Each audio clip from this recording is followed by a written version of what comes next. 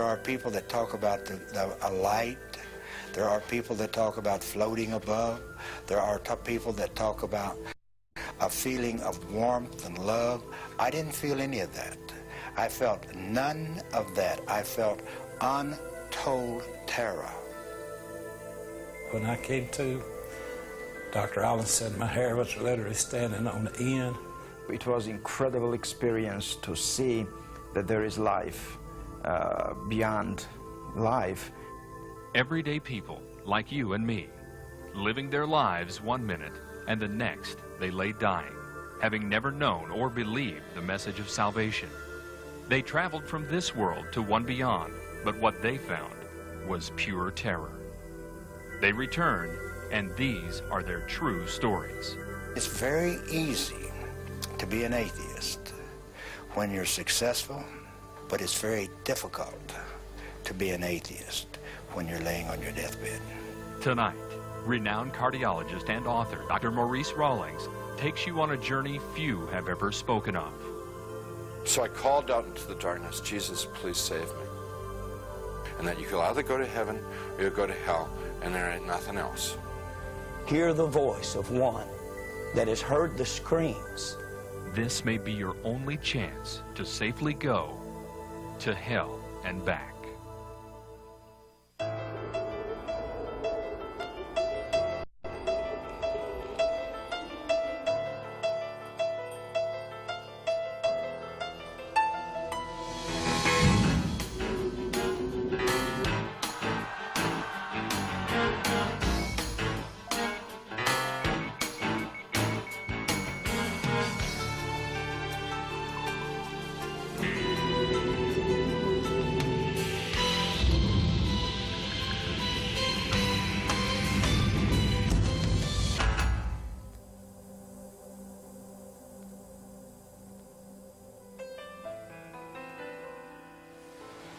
This is an experiment on life after death.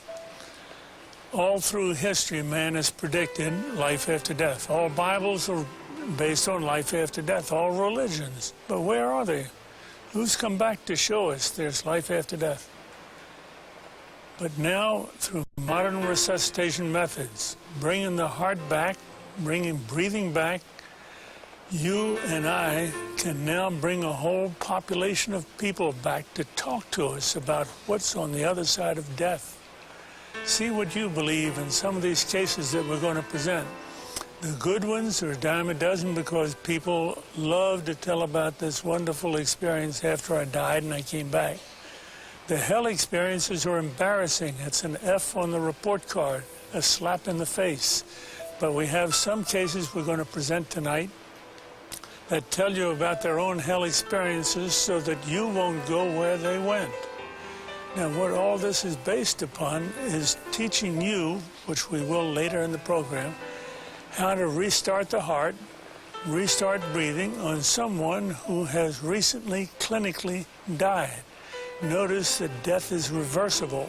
You have 4 minutes survival time of the brain cells without blood flow before rigor mortis sets in, true death sets in, where resurrection is required. Something man can't do. We can do resuscitation, something God has permitted us to do. And how many hell experiences have had salvation on the floor, conversion on the floor, and only remember the good experiences to report? Such was not the case in Ronald Reagan. He had his little boy with him, was going to a 7-Eleven store, and got in an argument. A bottle was broken. He became stabbed multiple times by his assailant. And then the rest of the story we're going to present to you on film. In 1972, my life was broken. I was a drug addict. I was a criminal. My family was broken. My wife had filed for divorce a couple of times. My children were afraid of me. I really couldn't hold a job. My mental state was terrible.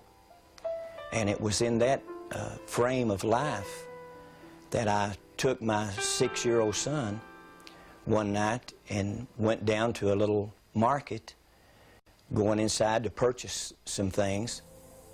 And on the way in to that market, I met a gentleman coming out the door, and an argument erupted. And before I knew it, I had just hit him, knocked him down, and he fell into a stack of bottles. The bottles bursted, and immediately he leaped up with a broken bottle and began to stab at me.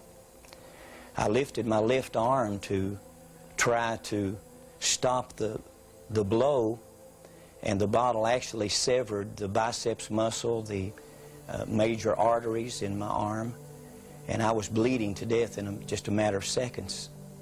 But full of anger and hatred and rage, I kept fighting and kept bleeding. My little son was screaming. He was hysterical. But the man that ran the store came over and said, if you don't get to a hospital, you'll bleed to death in just a few minutes. So he actually took me in my own automobile to the hospital, and when we entered the emergency room, I was barely conscious. And as the medical attendants began to work on me, I could hear their voices, and I could hear them saying, "We can't help him. He'll have to be transported to another hospital. Probably will lose the arm." And as they loaded me into an ambulance, my wife had arrived by that time and got in the ambulance with me. But as they pulled out of the parking lot of that hospital, a young paramedic looked down into my face, and I could barely see him. I was so weak. But he said, "Sir, you need Jesus Christ." And I didn't know Jesus. I didn't know what he was talking about. So my reaction to that was to begin cursing. And again, he stated to me, "You need Jesus." And as he was talking to me, it appeared like the ambulance literally exploded in flames. I thought it had actually blown up. It filled with smoke, and immediately I was moving through that smoke as if through a tunnel. And after some period of time, coming out of the smoke and out of the darkness, I began to hear the voices of a multitude of people screaming and groaning and crying. But as I looked down, the sensation was looking down upon a volcanic opening and seeing fire and smoke and people inside of this burning place screaming and crying. They were burning, but they weren't burning up. They weren't being consumed. And then the sensation of moving downward into this. He was thrashing, just thrashing about, you know, and moaning and groaning, and it was like there was a battle going on. I wasn't a Christian at the time, and I didn't even know anything about spiritual battles. But it was scary to me in the fact that I could feel it. I could feel it was like light and darkness. It was like he was fighting against something. And I didn't know what, but now I know, you know, he was seeing the vision of hell. But the most terrible part of it, I began to recognize many of the people that I was seeing in these flames. As if a close-up lens on a camera was bringing their faces close to me, I could see their features and see the agony and the pain and the frustration. And a number of them began to call my name and said, "Ronnie, don't come to this place. There's no way out. There's no escape. If you come here, there's no way out." And I looked into the faces of one that had died in a robbery attempt, who had been shot to death and bled to death on the sidewalk.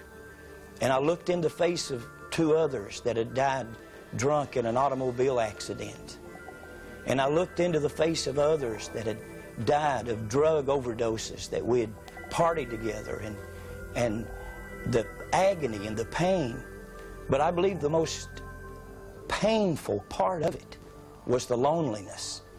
And the depression was so heavy that there was no hope. There was no escape. There was no way out of this place. And the smell was like sulfur, like an electric welder. And the stench was terrible. And as I looked at this, I had seen people killed. I had been involved in fights where people were killed. I've done time in prison for manslaughter myself. I grew up basically in a reform school and in a jail cell. I was beat unmercifully as a child by a father that had temper problems and alcohol problems. I was a runaway at 12 years old, and I felt like there was nothing in this world that could frighten me. My life was wrecked, my marriage was wrecked, my health was wrecked, but now I'm seeing something that literally scares me to death because I don't understand it. And as I'm looking into this pit, this place of fire and screams and torment, I just fade out into blackness. And when I open my eyes, I'm in a hospital room in Knoxville, Tennessee. My wife is sitting by. There have been multiple stitches put in my body. My arm was spared. There was almost 100 stitches. And I looked in the face of my wife, and I wasn't concerned about where I was or anything around me. All I could visualize was what I had just seen. He had this funny look on his face, and it was a terrifying look. And he said, I don't really know what's happened to me, but he said, I've been in a terrible place. And I kept telling him, you're in the hospital. You've been in the hospital all along. And he kept saying, no. He said, I've been in another place. He said, I don't know exactly what it was, but he said it was terrible. It was a terrible place. I could still hear the screams. I could still smell the terrible smell. I could still feel the heat. And I could still hear the voices of people that I'd known through the years screaming for me to go back. And through the days to come, I tried every way to get that out of my mind. I tried to get drunk. I could not get drunk. I tried to get stoned. I could not get stoned. I tried everything that I could to get this off my mind, and I could not. One morning, several months later, I came home to where my wife was. I'd been trying to get drunk. I couldn't. And when I walked in the house, went back to the bedroom, the light was burning. My wife was sitting up in bed, and she had a large book open on her lap. And she looked up at me, and her face was literally shining. And she said, Ronnie, tonight I accepted the Lord Jesus Christ as my Savior. And she didn't have to say a lot to me. Our life had been filled with agony. She grew up in Chicago. Her father was a bartender on the south side of Chicago. She knew nothing about God or church or religion. And the pain in her face, the wrinkles that I'd put in her face with abuse and violence and alcoholism and drug addiction, being gone for months at a time, and her and the kids not knowing where I was. Her face had changed. The wrinkles were literally gone. The smile had replaced the sorrow and agony. And she looked at me and she said, Jesus, save me tonight. And she said, would you go with me and hear about this man called Jesus? And I thought for a second, and I thought, I've tried everything else in life. Nothing has worked for me. The people that I love most of all, my wife and my children, I'm terrible to them. And I agreed to go with her. And a couple of weeks later, on a Sunday morning, a matter of fact, the date was November the 2nd, 1972, just before 12 o'clock a.m., a minister stood to read from the Bible. I was sitting in the back of the building. I didn't know anything out of the Bible. I did not know how to act in church. But the minister stood to read from the Bible, and he read from the Gospel of John. And he began to read these words that said, "Behold the Lamb of God that takes away the sin of the world." When he said the Lamb, he had my attention. It wouldn't have meant anything to me, any other passage. But when he mentioned the Lamb, he had this hard-hearted sinner's attention. Because when I was 9 years old, a very poor child in the mountains of eastern Tennessee, with a father that only knew anger and abuse and alcohol, a neighbor had given me a baby lamb. And I had to walk 2 miles to catch the school bus. And coming through her yard, she stopped me one day and said, "Son, I have a gift for you." And she showed me this baby lamb.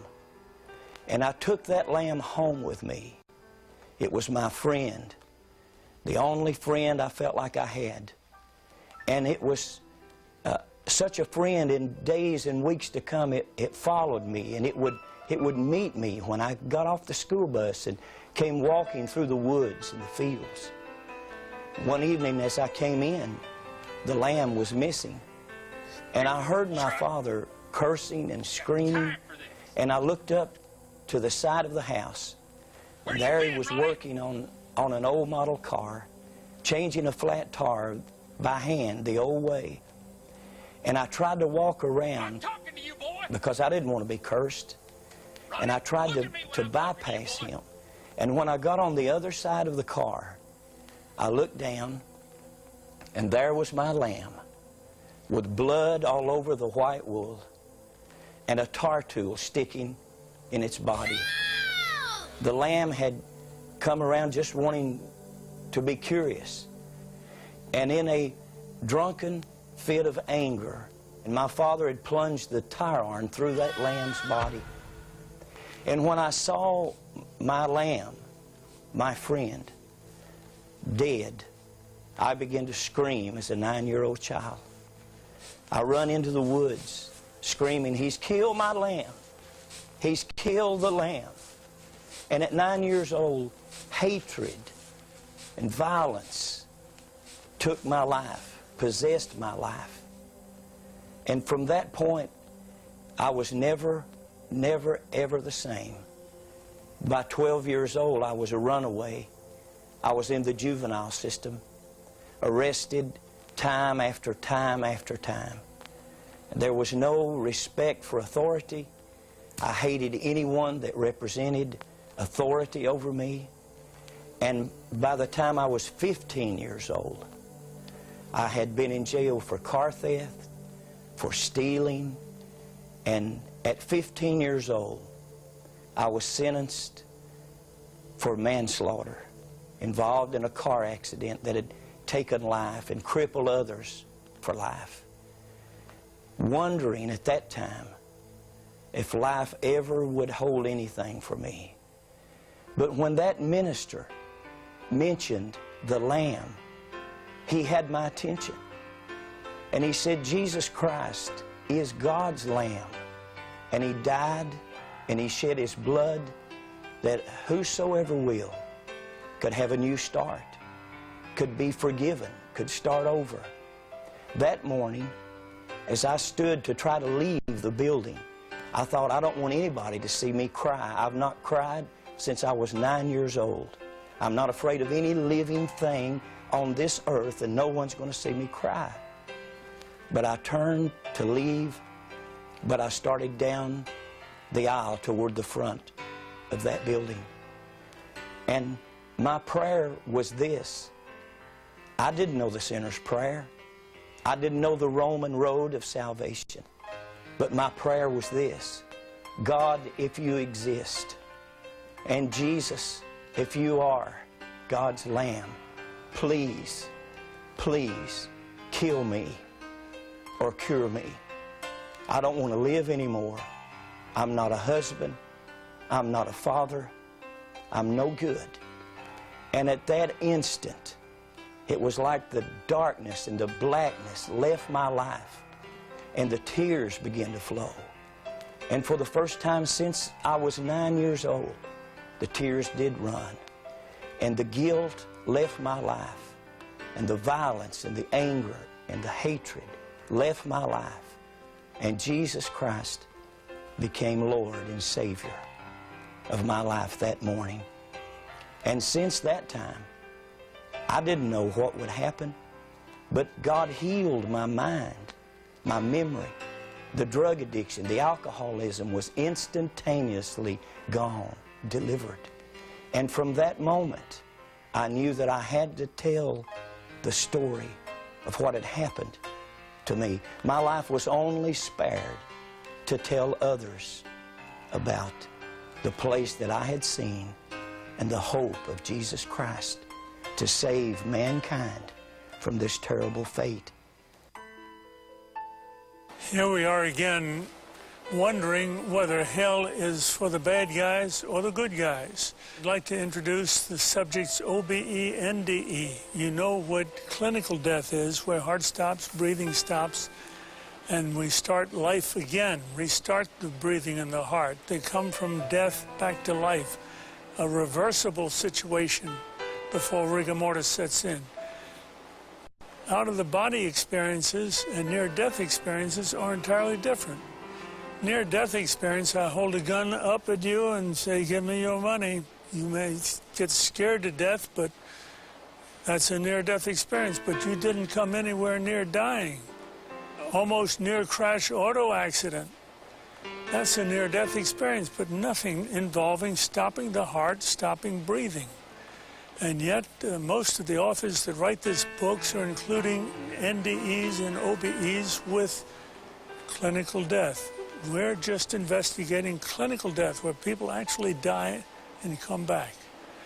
Now, out-of-the-body experiences is a way to get there without dying. How'd you like to find out what death feels like without dying? Well, deep hypnosis can get you there. You see a guru over in India and learn the meditation techniques and the correct mantra. You can have chemical hypnosis. You can go scrying with your crystal ball. You can have kundalini, the electrical stimulus of the coiled snake down the base of the spine, the chakral sites, and all of the acupuncture is based upon ways of getting out of the body to experience life beyond the body, separating spirit from the body.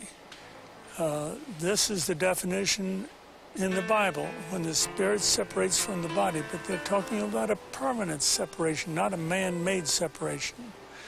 And we, in turn, are talking nothing about NDEs or OBEs. We're talking about clinical death. And this is where the great majority of the people that have true experiences occur.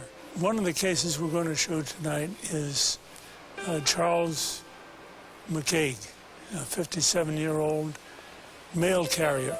He was having chest pain. We took him to the office, put him on a treadmill, and started the treadmill until he got his chest pain again.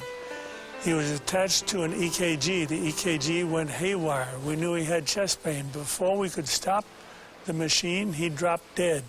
Unfortunate. Only 1 in 5,000 do that, so don't be afraid of EKG stress test. But when he dropped dead, he had a very peculiar situation. He convulsed like most people do when they first die, and the heart stops supplying blood to the brain. Eyes rolled up, sputtered, turned blue, stopped breathing.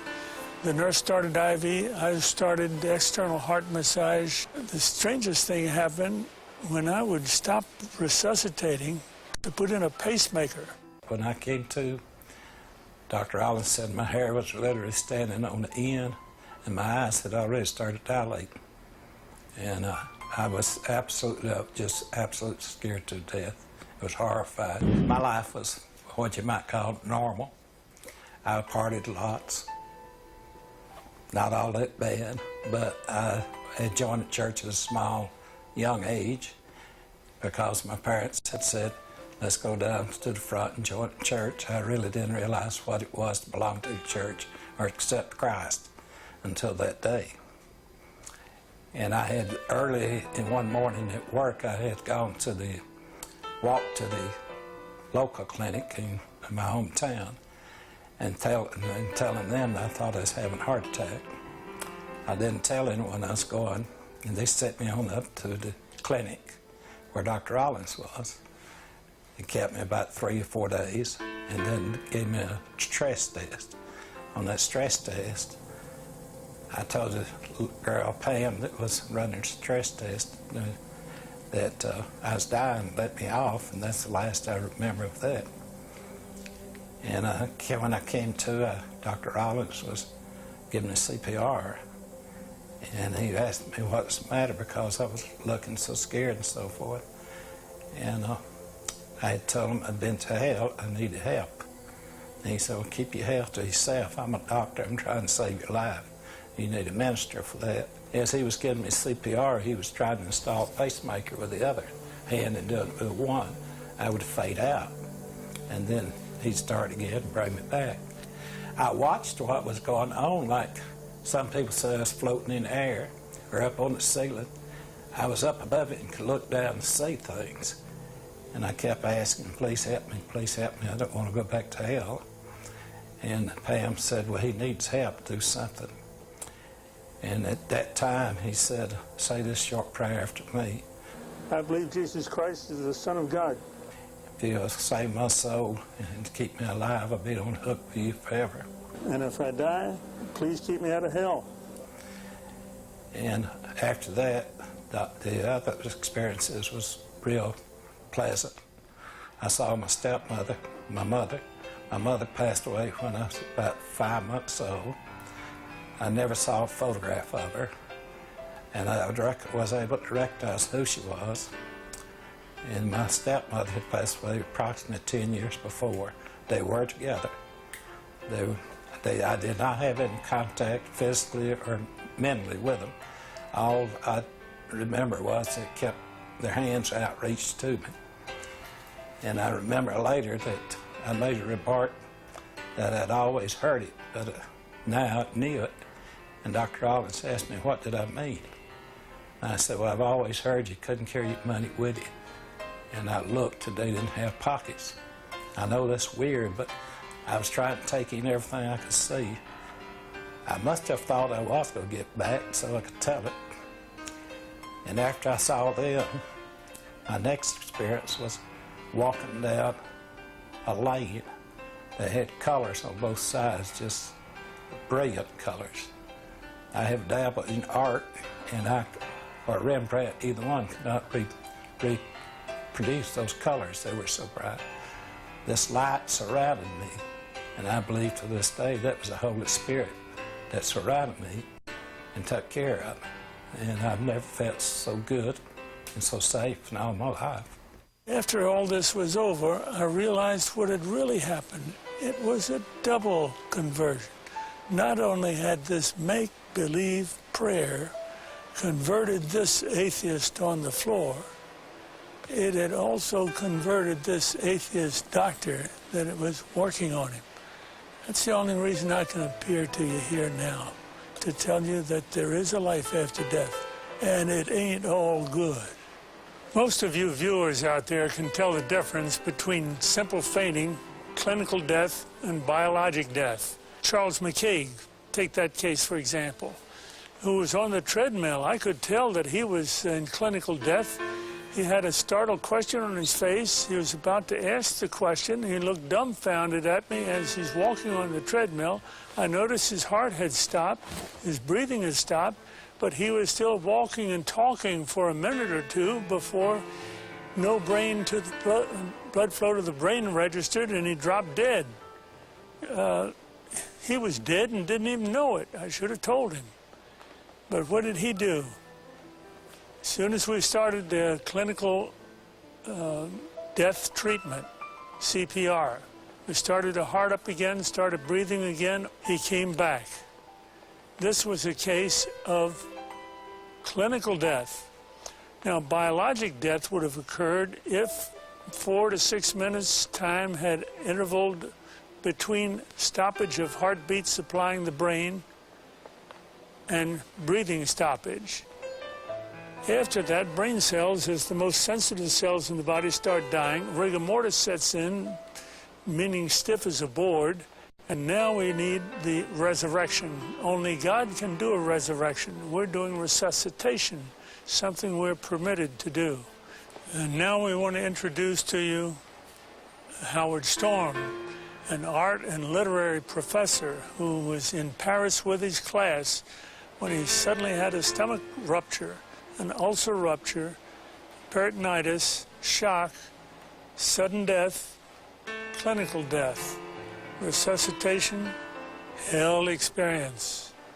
I was a 38-year-old college professor, and I taught art, and I had taken a group of students and my wife, and we had gone around Europe, and we had just done a 3-week tour, and this was the next to the last day.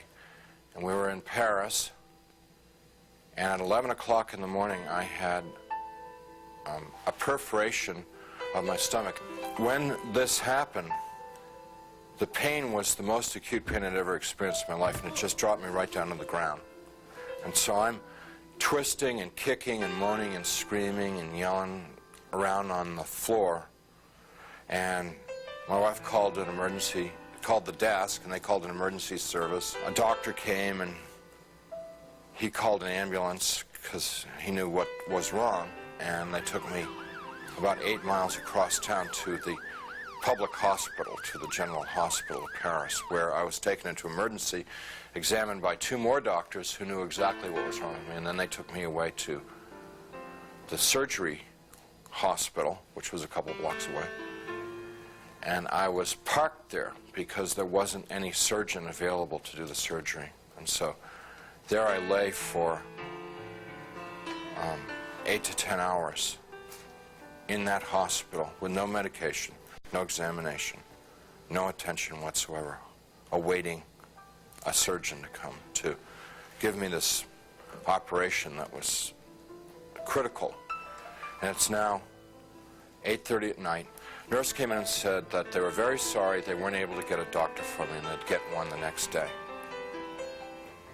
Well, when she said that, I knew that it was over for me. I knew that I was dead. The only thing that was keeping me alive was I didn't want to die. I was scared to death of dying because, as far as I knew, I was an atheist, non-believer, person who lived for the gratification they could get out of the moment. And like dying to me was like the worst. I mean, next to the pain, dying was the worst thing that could happen to you because it's the end of life and there was no more. There wasn't anything else. But when she said that, the idea of trying to exist for another minute, another hour in this pain, it wasn't worth it anymore. I'd been hanging on in the hopes that they told me that they'd get a doctor and do the surgery and open me up and fix the problem inside of me, but when they said they couldn't get one. So I said to my wife, it's time for us to say goodbye because I'm going to die now. And she got up and she put her arms around me. I'm lying in the bed, and she told me how much she loved me, and I told her how much I loved her, and this makes me really sad to think about this. And we made our goodbyes, you know, said those things that you'd say to who'd been married 20 years, say all those kinds of things.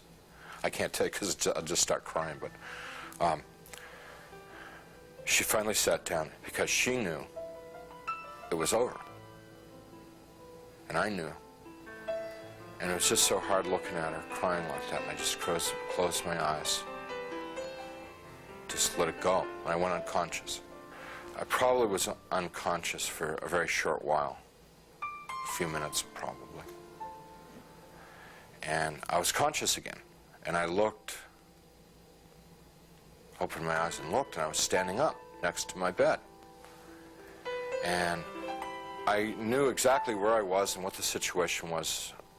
I mean, there was no confusion in my mind. I felt more alive, more real than I've ever felt in my life. You know, people ask me, you know, were you a ghost? I was just the opposite. Very alive. as I'm looking around the room, I see that there's, underneath the sheet on the bed, there's something under the sheet, a body.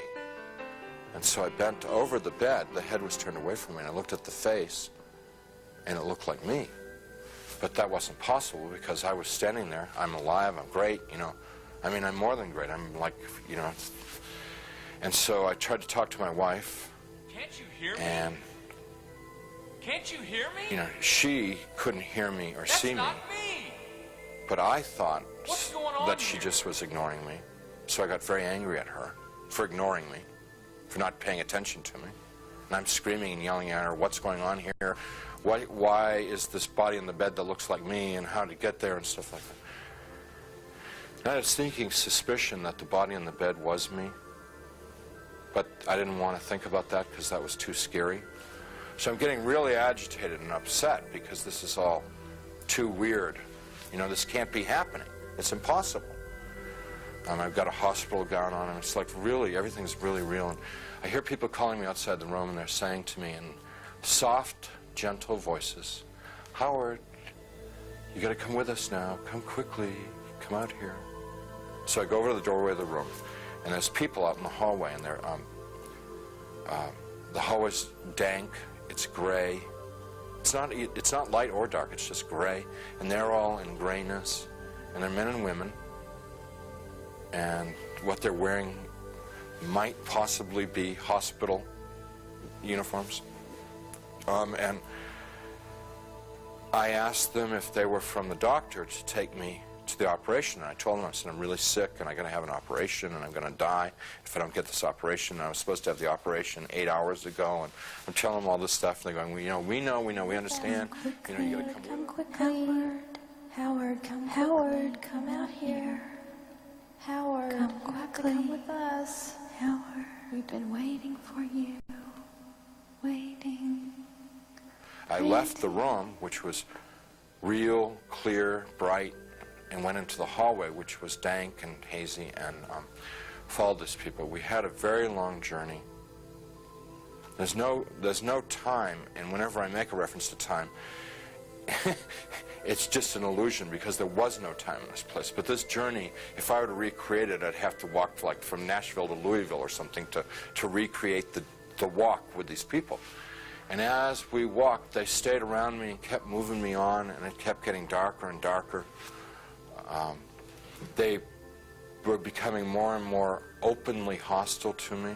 First they were sort of syrupy sweet to get me to go with them, and then when I was going along with them, it was like, hurry up, keep moving, you know, shut up, stop asking questions, you know, they started getting more ugly.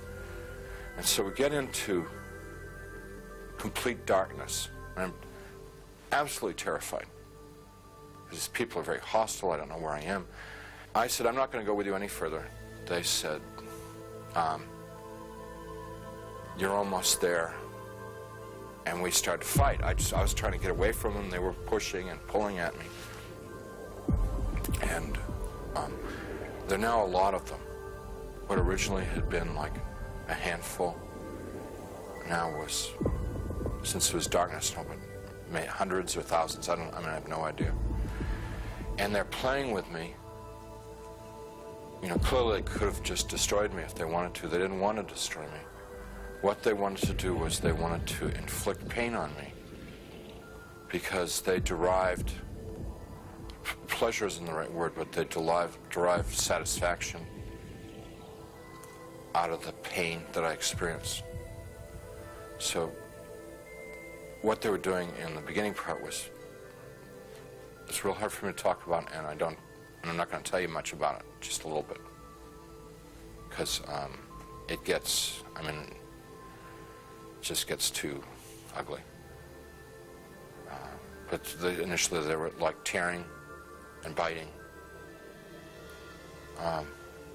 tearing with their fingernails, scratching, gouging, ripping, and then biting.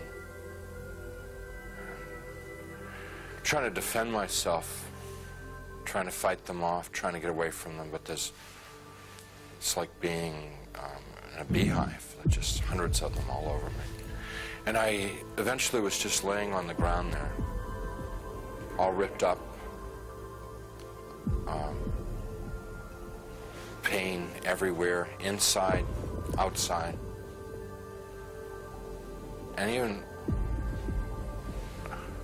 harder to bear than the physical pain was the emotional pain of what had just happened to me.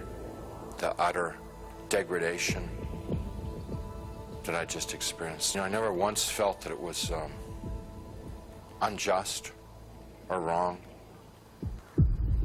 I heard my voice. It wasn't somebody else's voice. It wasn't the voice of God or anything. It was my voice. And I heard it speak, but I didn't speak it.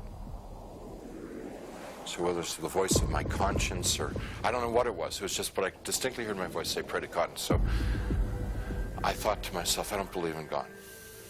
Pray to God. And I'm thinking, even if I could pray, I don't know how to pray anymore. I haven't prayed. And at that time, I probably hadn't prayed in 22, 23 years. So I'm thinking, like, when I was a child, and we said prayers in Sunday school, and we said prayers in church, and what did we say? And I'm trying to think of it, because to me, to pray was to recite something that I'd learned. That's what I thought a prayer was then. So let's say, the Lord is my shepherd. Give us this day our daily bread. My country, 'tis of thee. No, that's not a prayer. That's wrong. Let's see. Yea, though I walk through the valley of the shadow of death, 77 years ago, our forefathers. You know, I'm getting all of them mixed up. I can't remember how to pray. And then the people who are around me, every time I'd like mention God, these people who had attacked me and beaten me, every time I mentioned God, it was as if mentioning God was throwing boiling water on them. They would shriek, they would scream, they would yell, and in worse profanity than anything I've ever heard in this world. The other thing that was happening was that they couldn't bear to be around me talking about God. It was so painful for them to hear about God that they kept backing away. And so I had a sense that I could push them away by talking about God. And so I'm trying to remember prayers, and I'm getting all confused and mixed up, and it was just all crazy, and I'm lying there, and eventually I realized that they're gone, and I'm alone. Now, I was alone there for an eternity, and what I mean by that was absolutely no sense of time. But I thought about my life, thought about what I'd done and what I hadn't done. I thought about the situation I was in, and the conclusion that I came to is that I had lived my adult life, I had lived a selfish life. My only God in my adult life was myself. I realized that I was, something terribly, terribly wrong with my life, and that the people that attacked me were the same kind of people that I was. They were not monsters, they weren't demons. They were people who had missed it. The point of being born and being alive in this world. They'd missed it, and they'd lived lives of selfishness and cruelty. And now we're in a world where there was nothing else. There was nothing but selfishness and cruelty, and they were doomed to inflict that upon each other and upon themselves, probably forever and ever and ever and ever, without end. And now I was a part of it. And it seemed like, although I didn't want to be there, it seemed like probably the right place for me to be. There was a sense of like, this is what I deserve, because this is what I lived. You can't imagine how emotionally painful that was. And I'm lying there for time without end, thinking about my fate. And in the back of my mind comes up an image of myself as a child, sitting in a Sunday school classroom, singing, Jesus Loves Me. I could hear in my mind, Jesus loves me, la la la. Jesus loves me, la la. And as I recalled myself singing it and I could hear myself as a child singing it, more important than anything else was that I could feel it in my heart that there was a time in my life when I was young and innocent, when I believed in something good, when I believed in something other than myself, when I believed in someone who was all good, all powerful, who really, really cared about me. And I knew that I wanted that back, that which I had lost, that I'd thrown away, that I'd betrayed. I wanted that back. That I didn't know Jesus, but I wanted to know Jesus. I didn't know his love, but I wanted to know his love. I didn't know if he was real, but I wanted him to be real. You know, I mean, this was all just because I trusted that there was a time in my life that I had believed in something,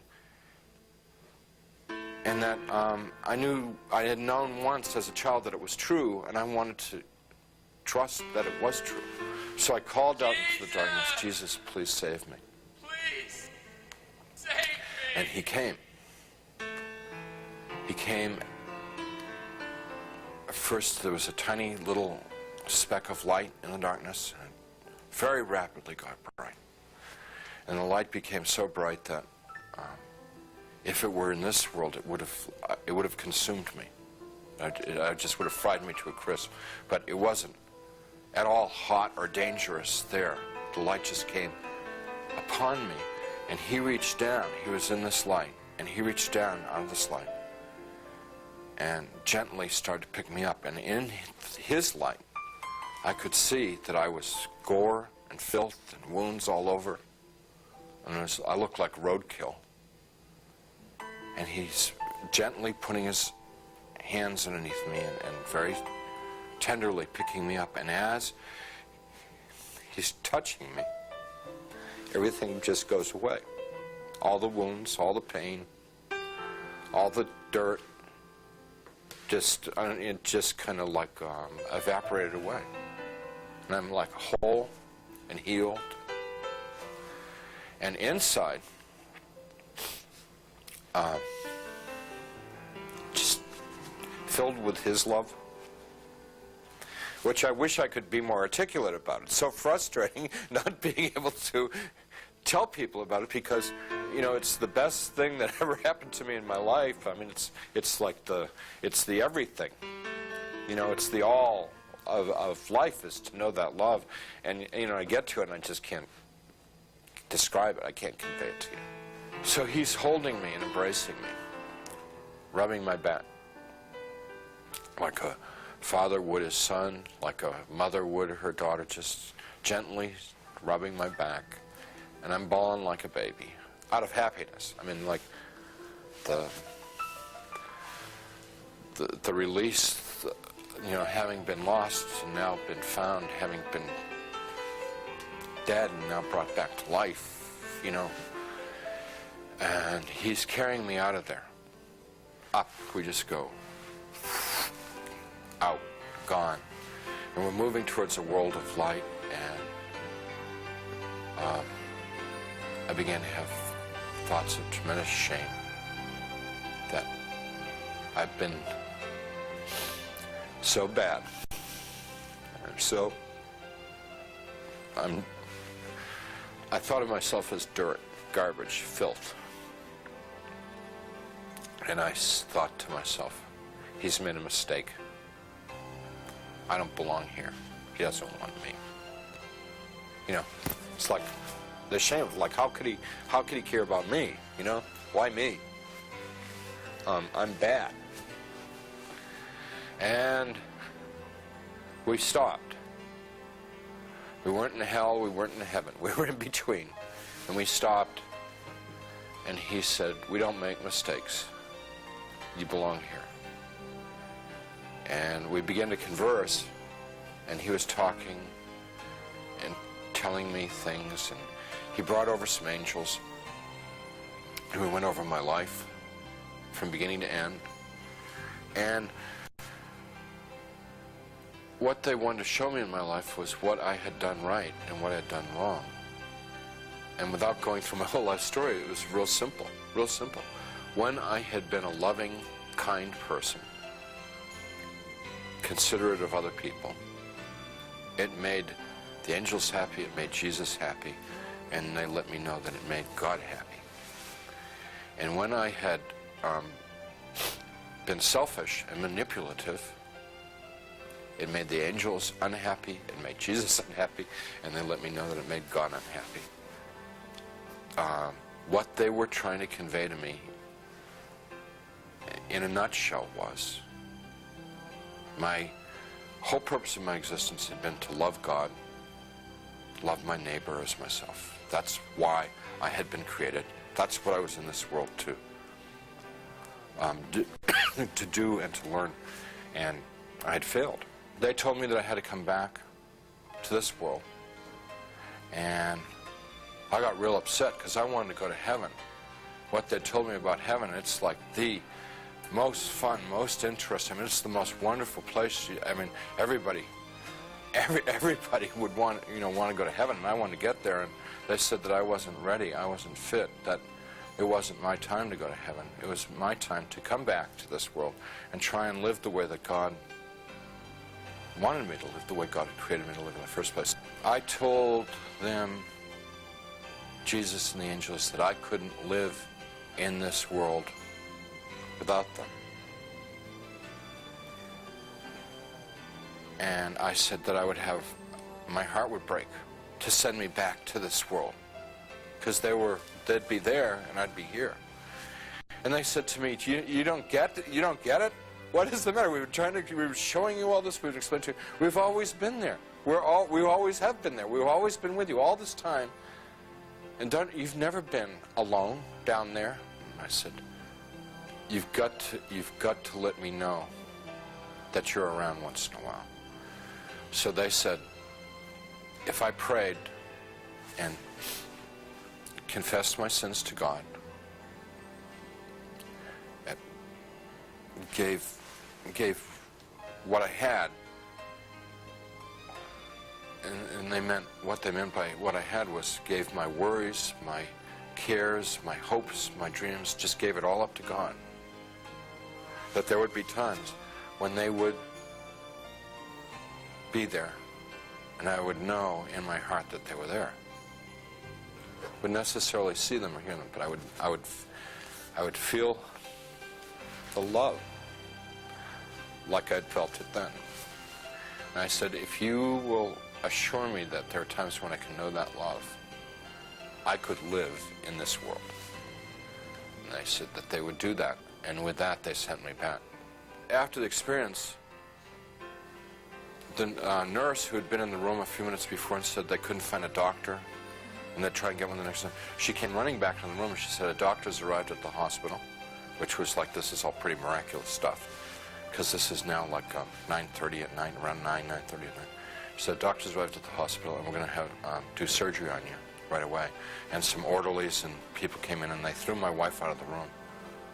And it was very disturbing, because I was trying to tell them, and I wanted to tell my wife what had happened to me. So when I passed my wife in the hall on the gurney on the way to the surgery, I said, everything's going to be great.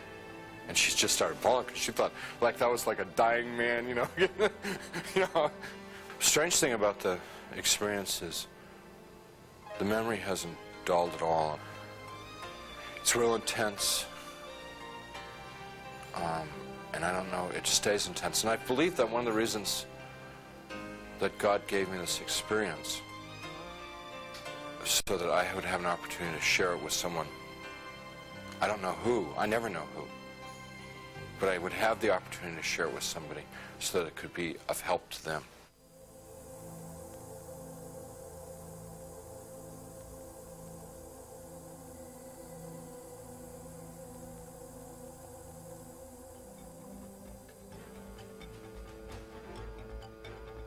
A random survey reveals that many people do not believe in a true heaven and hell. Many of those who do believe these places exist have different ideas of how a person gets to one place or the other. I don't believe there's a hell. I do believe there's a heaven.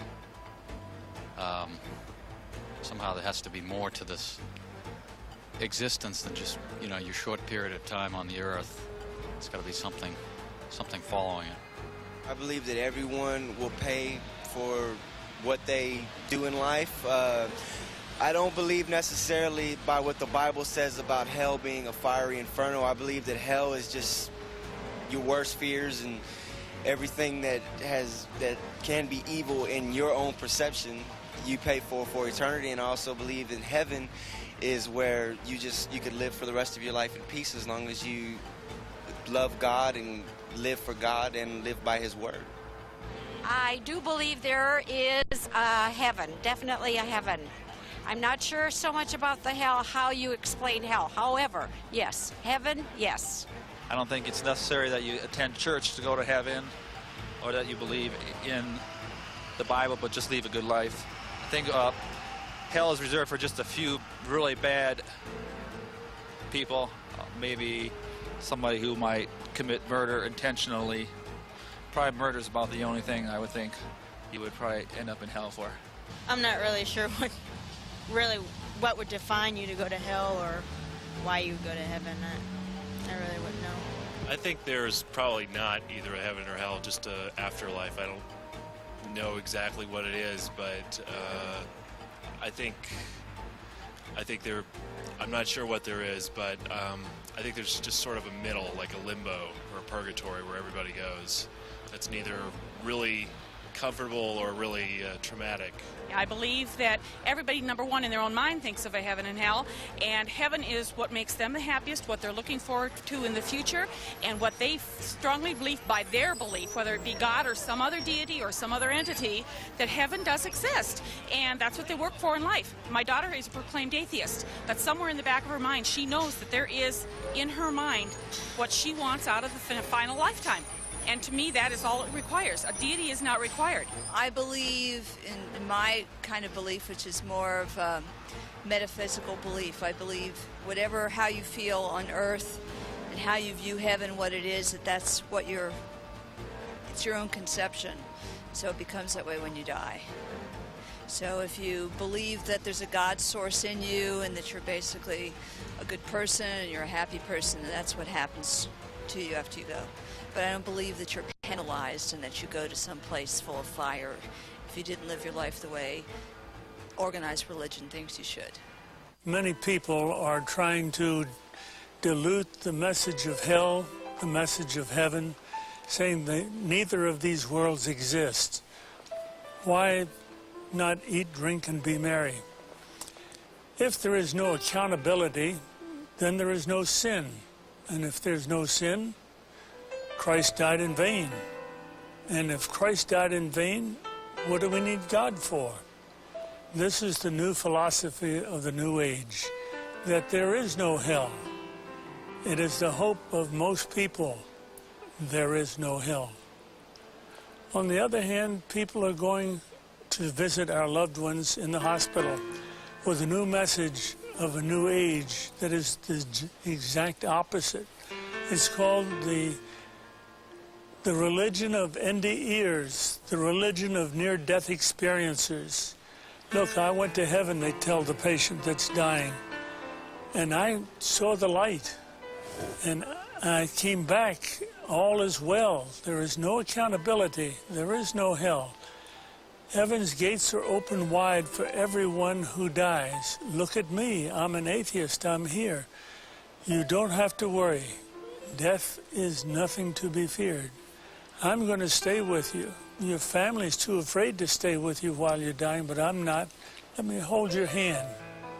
Let me tell you about this glorious thing that's coming to get you, this beautiful light at the end of the tunnel, where there is no worry, no loss, only gain. You're acceptable as you are. There is no heaven. There is no hell. It is eternity for all. And this is the new age called the Omega faith, where everybody goes to heaven. And this is the group that's coming into our hospitals now, counseling the dying instead of our church groups counseling the dying.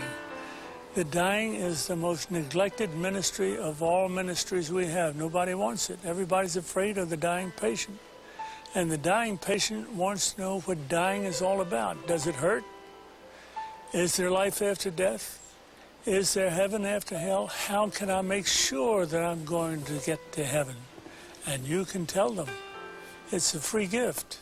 You can tell them how to get it.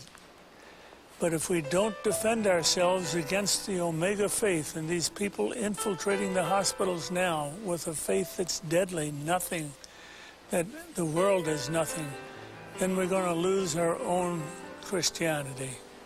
The patient will die naked without any faith at all.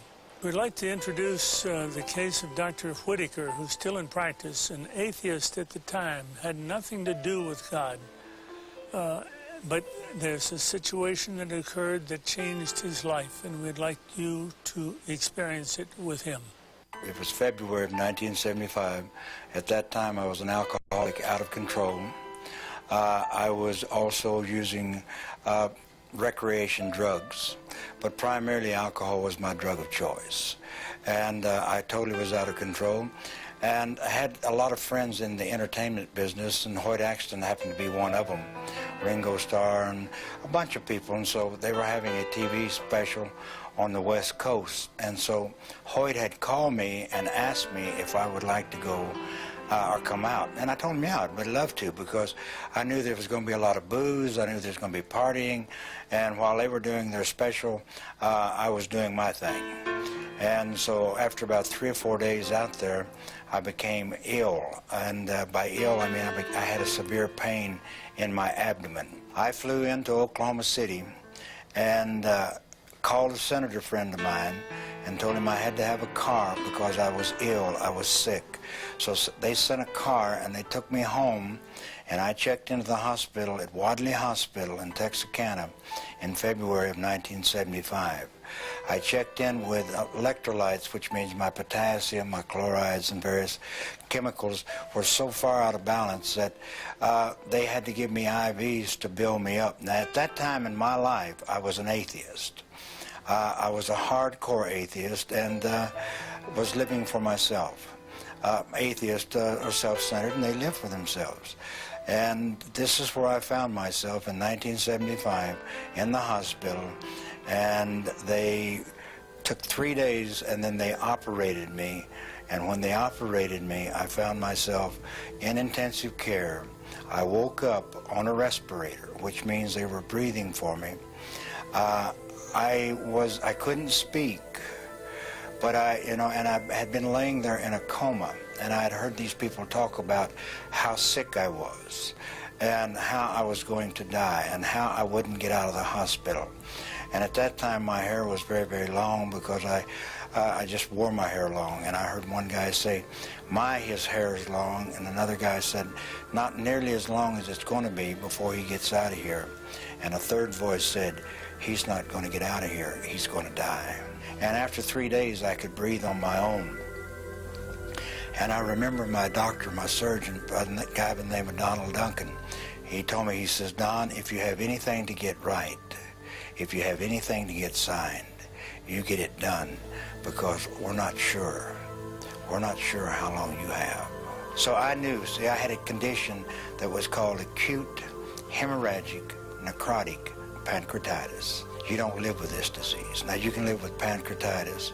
You can even live with acute pancreatitis. But you do not live with acute hemorrhagic necrotic pancreatitis. Duncan had told my 2 sons that I would be dead before morning. They didn't expect me to survive. And, I'm laying there. Now, I'm a professed atheist. And when I say professed atheist, I didn't believe in God. I believed in the power of the universe because I had seen it. I'd seen it, life and death. As a physician, I dealt with life and death. I believed in something, but don't talk to me about God, and surely don't talk to me about a resurrection or a virgin birth or this type of thing, because I am in research science. PhDs in research science, the majority of them do not believe in God. They do not believe in a supreme being. They believe, and they're beginning now to believe that there is order in the universe, because as we get farther and farther along, we see the order. But I was an atheist. Now see, it's very easy to be an atheist when you're successful, You have worked your way from Oklahoma welfare to being one of the most powerful men in your part of the country, one of the most powerful men in the state of Oklahoma in relationship to political. It's very easy to be an atheist when you have done all of that. Man can sit back and say, I don't need God. What is God? But it's very difficult to be an atheist when you're laying on your deathbed, because you begin to think, what if these people are right? See, there'd been one man by the name of Ron Short that has stood between me and the gates of hell. One man that had witnessed to me about the love of Jesus for 5 years before I became ill. One man. And, you know, I would debate him, and I liked him because he did what he said he was going to do. I mean, he was the only one that I saw that professed to be Christian, that lived what he said he was going to do. And so I really respected him. I didn't believe what he said, but I respected him. But when I'm laying on my deathbed and knowing that I'm going to die, guess who I thought about? I thought about, what if Ron is right? What if there is a heaven and a hell? And so the most immediately, the most pressing thought in my mind is, how do I get saved? What is saved? What is saved? How do I get saved? And so I sent them for Ron Short. I wanted him to come down because I wanted him to do what he had to do. I had no idea. How can a man hanging on a tree in Israel 2,000 years ago, what is that to me? But I knew that he had something that I had to have. And that night, see, I had him go for Ron, but Ron wasn't home. Ron was in Alabama. And so I had him go and send for Ron. And that night was the longest night that I've ever had in my entire life, before or since. And that night is, as I would be laying there in bed, as I'm laying there in bed, I would begin to fade away. I would begin to fade away, and as I would fade away, I would begin to go down. Now, it was like darkness. It was so dark. It was like the very darkness just penetrated into your very, very being. And as I left, and I can tell you I left my body because I remember when I came back into my body. You know, I don't know where I was out of my body. Now, there are people that talk about a light.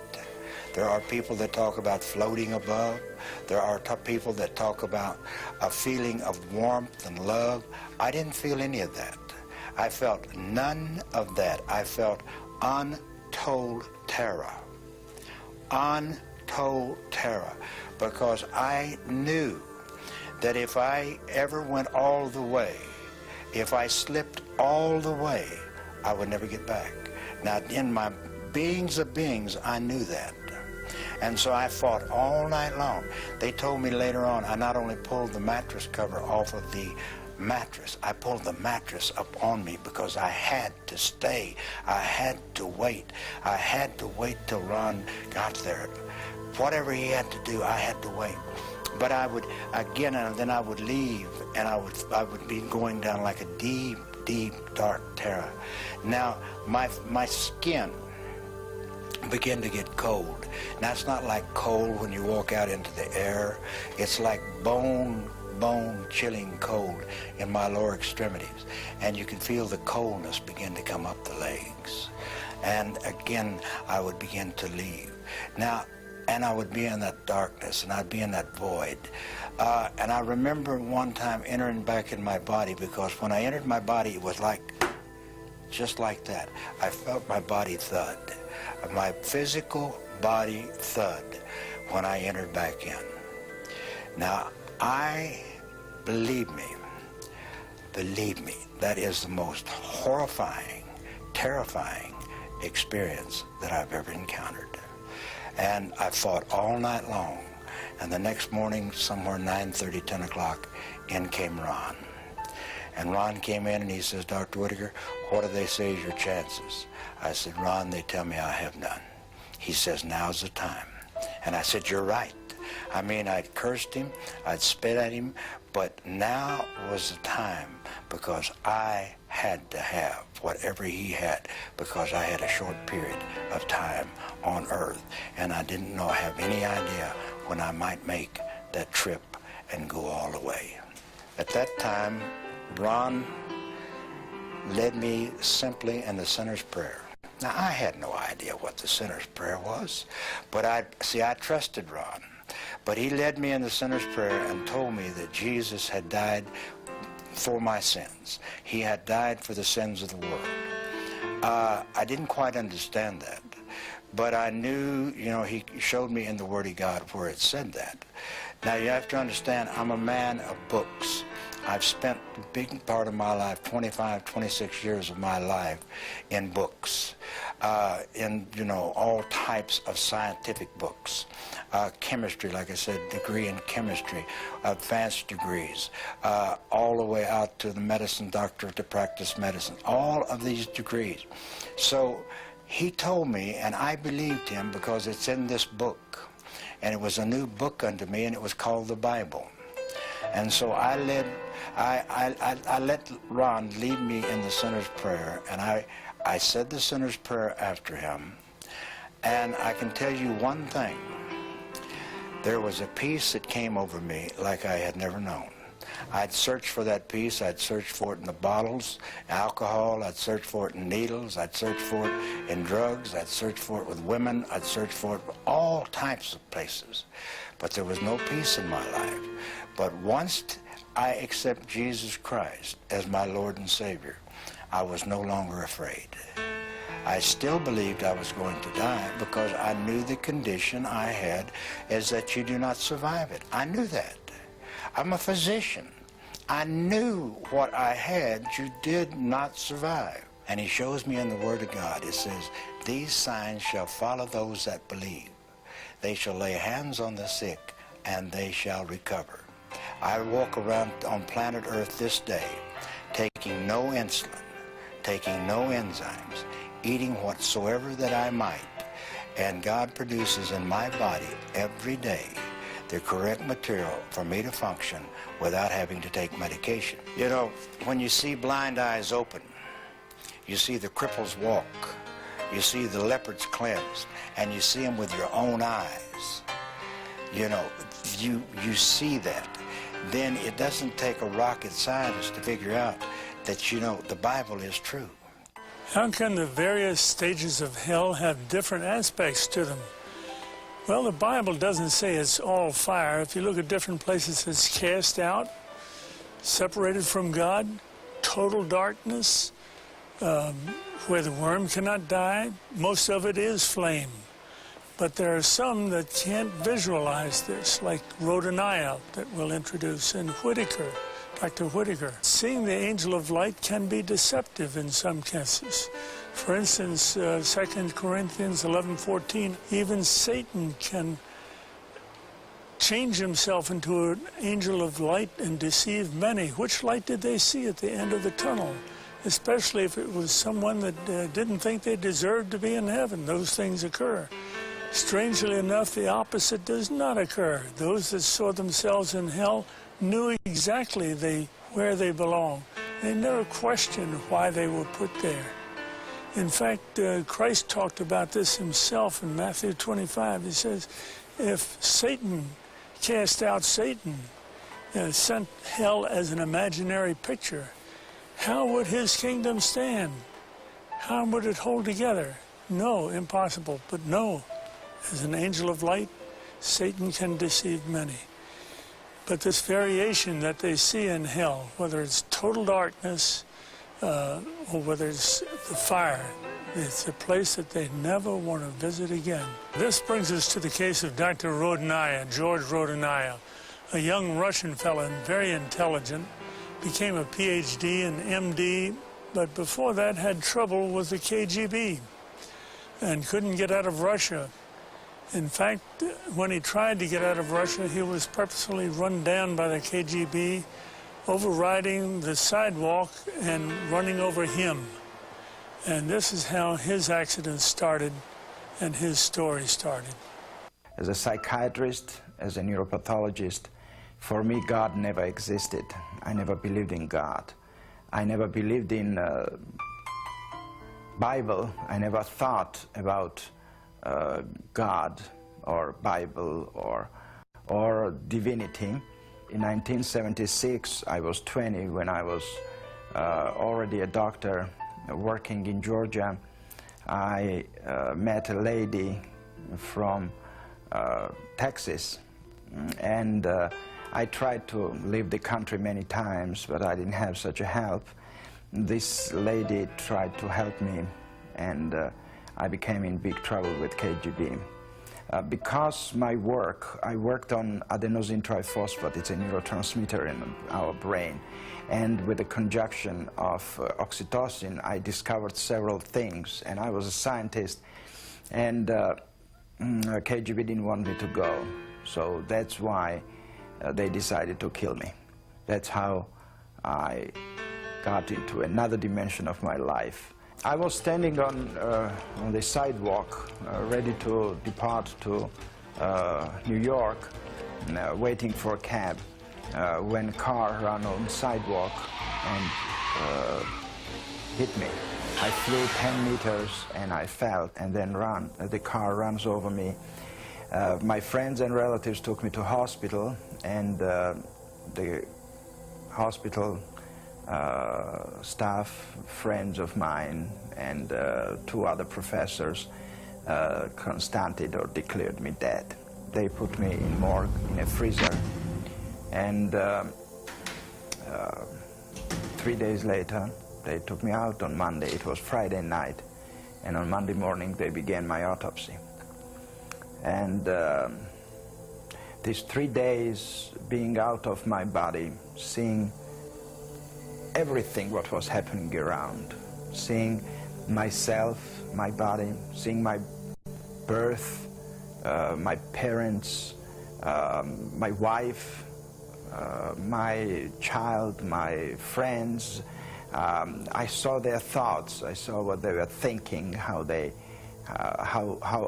thought moved from one to another dimension. It was an incredible experience. I was in darkness, in total darkness, and this darkness was pressing.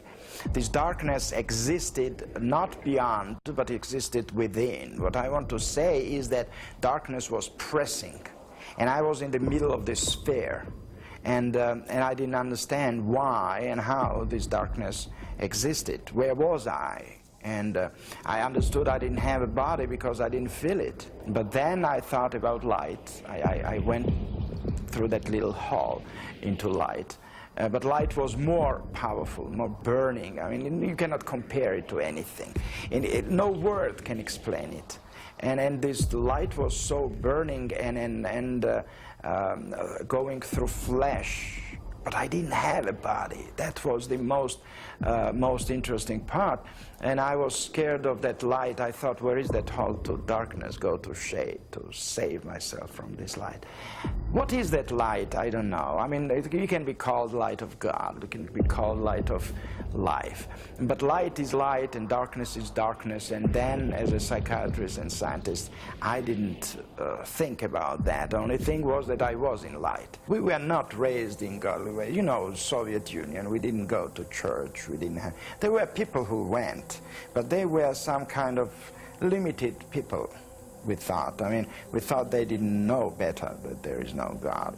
But during that 3 days being in morgue, in a freezer, changed all my life. To begin the autopsy, they began to cut my chest. That was the first incision. Then I opened eyes. So when I opened eyes and he saw the pupils were convulsing, becoming smaller, to say simply, he saw that it was reacting on light. It means it's life. And they put me back into hospital and began resuscitation. My lungs were collapsed for many times. I mean, long time. I was on a respirator for 90 days. I mean, it's not that it happened fast, but the life came back. And what they discovered was that life was there during the autopsy, but it wasn't that all organs worked. I mean, it was hard work for 9 months being under the recovery. It didn't happen immediately. I mean, the life was there, but it doesn't mean that I could survive if not doctors who helped me to regenerate my health and organs. When I came to life back, a lot of different experiences happened, and I experienced a lot of rejection, a lot of fight with the reality of others, but nothing could change my mind. I knew my destination, I knew my way, and I decided to leave the country. And again, this lady from Longview, Texas, helped me to move to United States, and we came to Texas, and we continue to live in Texas still. Sometimes things are beyond our grasp, but I don't try to explain it all, because I know and I believe that God knows better, and I believe that I don't need to be explained. And why it was shown to me, and why it's me chosen to be, it wasn't questioned, and I don't care about that, honestly. I care that it was. I deeply believe in God of love, and God is love.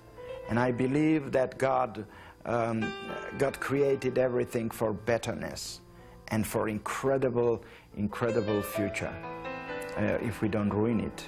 A very unusual, extraordinary case. And now we want to take you to a practical experiment. We said we'd show you how to start somebody's heart up again, start their breathing up again, and you do it with your bare hands. So immediately on the floor, we'll assume this is the floor, you see if she's all right. Hey, lady, did you faint? Maybe she's intoxicated. She'll talk to you, or just bumped her head from a faint. But then you immediately look, feel, and listen to see if she's breathing, whether the chest is moving, nostrils moving, air exchange felt. If not, you immediately forget the heart. You go to the airway, and you unobstruct the airway by lifting the chin pointing to the ceiling. This straightens out the windpipe. Then you close her nostrils so your air in her mouth will inflate her lungs. And you give her 2 quick breaths. And see if this should rise. And if it rises, it's an unobstructed airway. If it's still obstructed, you go back and give 2 more breaths and reach down and unobstruct the airway. If her heart is not breathing, and you determine that by not listening with your ear, but feeling on the carotid pulse on either side of the Adam's apples, you'll feel boom, boom, boom, boom. If you do not feel that, after the 2 quick breaths, 2 inches above the xiphoid, the lower part of the breastbone, you implant the heel of one hand, supplement it with the heel of the other, and push your weight down on her. We know, and this is the important thing, this is a critical moment in life. If we can catch people before they die, before they drop dead, like you and I, we're alive, we have a choice, and give them the option of accepting Jesus Christ as a personal Savior, then they can't lose whether they live or die. That's with them forever. And when they die like this, we don't have to question where they went. And the preacher will be right. She went to heaven to be with God. But those that die on the street, where did they go? And is it the minister's fault or your fault and mine? Because we did not approach them with the gospel, which is a free gift to anyone that wants it. Now we have several things in common I'd like to talk to you about with these other cases.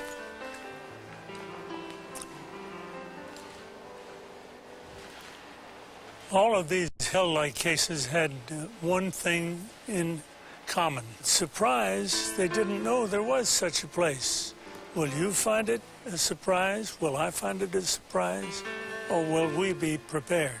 Hell is nothing new It's been there. It's just something discovered by some people that died and came back, and they want to tell you about it. And I experienced what is love, what is faith, what is hope, and all these three as a wisdom of God. The prayer of faith, the prayer of salvation is not some just little prayer. It's the only way to the Father. And that's the only way.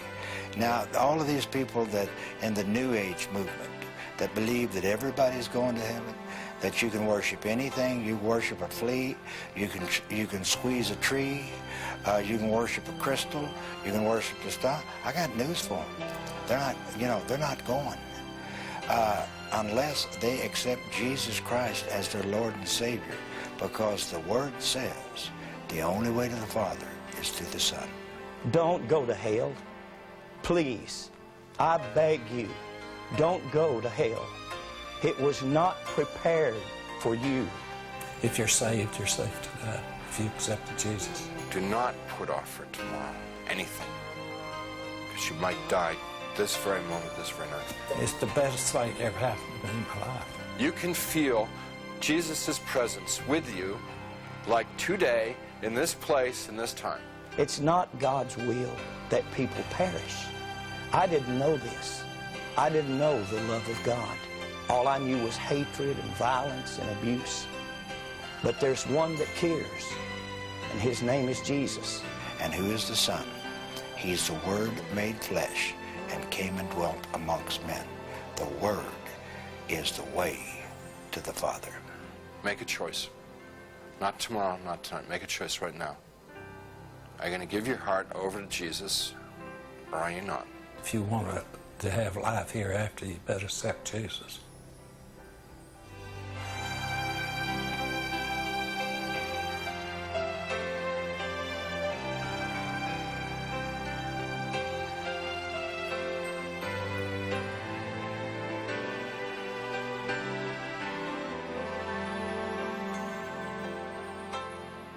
Friends, you've heard the evidence. This is as close as you're going to get to making a decision. Is there life after death? Are these people that we've presented to you turning their lives upside down because there is a heaven and there is a hell? Have you made a decision in your own life?